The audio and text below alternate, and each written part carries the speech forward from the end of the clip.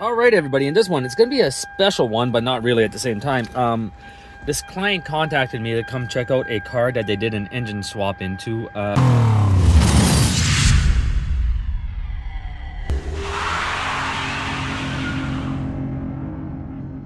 What they did was they took a 1.8 liter out of this car and they stuck a 2 liter into it.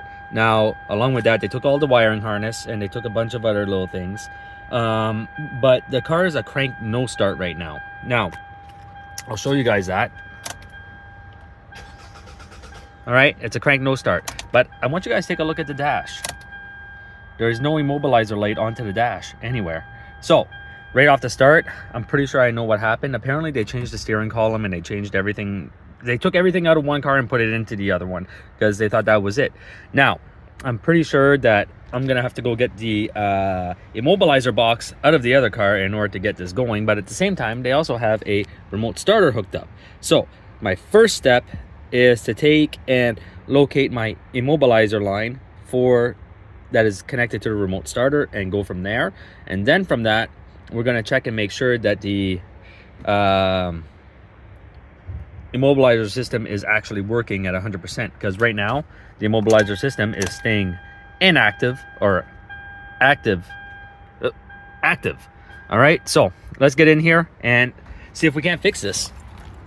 All right, before all that, just because I can, let's take an auto scan, make sure that the vehicle is actually being recognized, because I'm pretty sure they switched the column, they didn't switch the immobilizer box, and now it's just the passcode that's not working.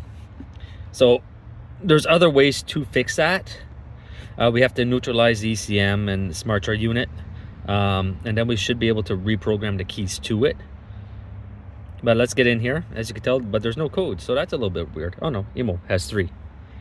Okay, I'll give you guys a view of that. I was gonna say a key mismatch or something like that, that's for sure. So what we can do first is just try and take an reset the immobilizer and ECM, and then reprogram the keys to the vehicle at that point. Okay. Now the thing is that I don't know if I'm gonna be able to.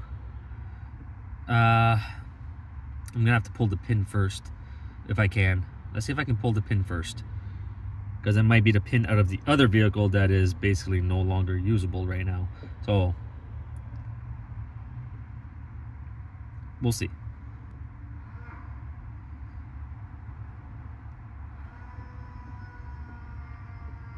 Let this go through.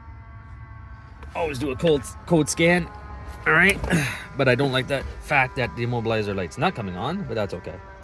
APS 1, ESP and EPS both have codes also, but I didn't get called for that.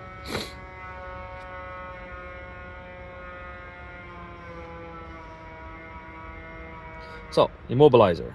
Actually, we'll go to report. We're gonna save. Always document everything. Oof, what happened there?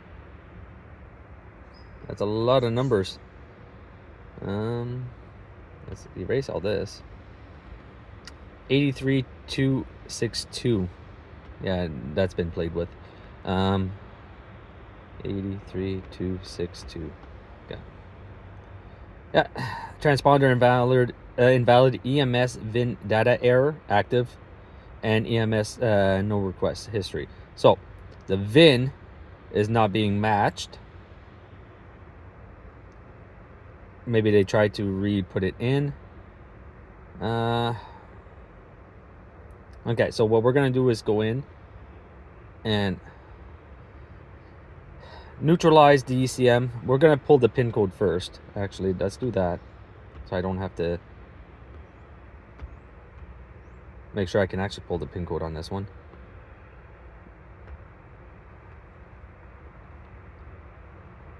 Hyundai. I might not be able to. I might have to use a different tool to get the pin code, but we'll see. Hyundai.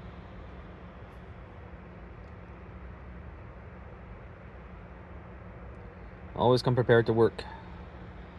Identify vehicle via VIN. Let's see. We have a Elantra USA, Europe. We're gonna go USA. Anti-theft password reading. Scanner has to be connected to the internet, so let's connect to the internet real quick.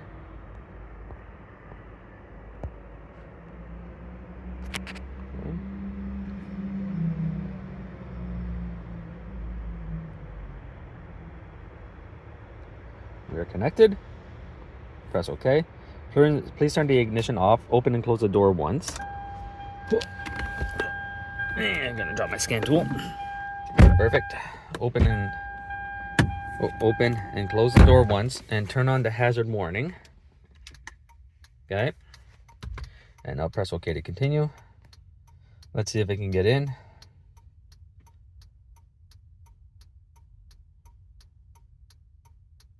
If it can't, I have another tool that could probably get it. So communication failed. All right, so let's go grab my other tool and see if we can't get the password out of this one and continue from there. All right, so I did something a little bit different. I do have the vehicle started. I just want to show you guys that the immobilizer is actually on. Okay, so now we can see the immobilizer light turn on and the vehicle does start.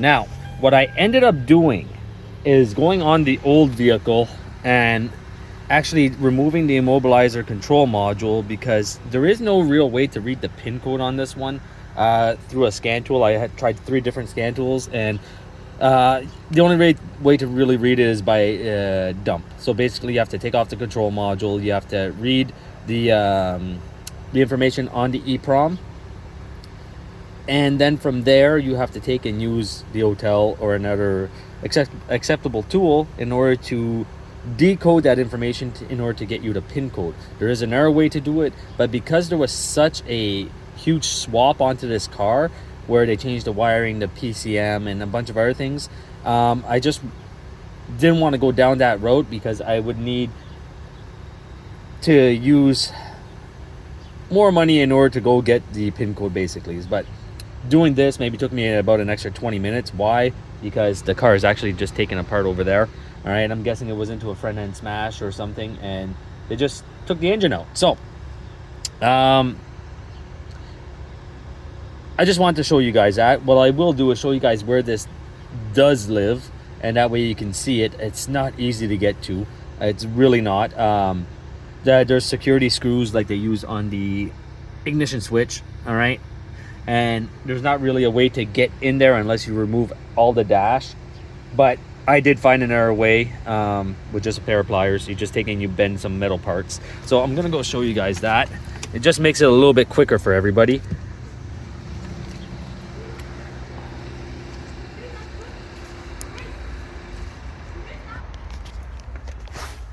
All right, so I'll give you guys a view of that, where it actually lives, okay? This guy right here, all right? So there's a bunch of tangs and you have to pull everything out. Now, it's not as easy to get to when everything is in spot. Everything was already taken out of this vehicle, so with it like that, it's okay. So it made it a little bit easier to get to everything, which is nice, all right?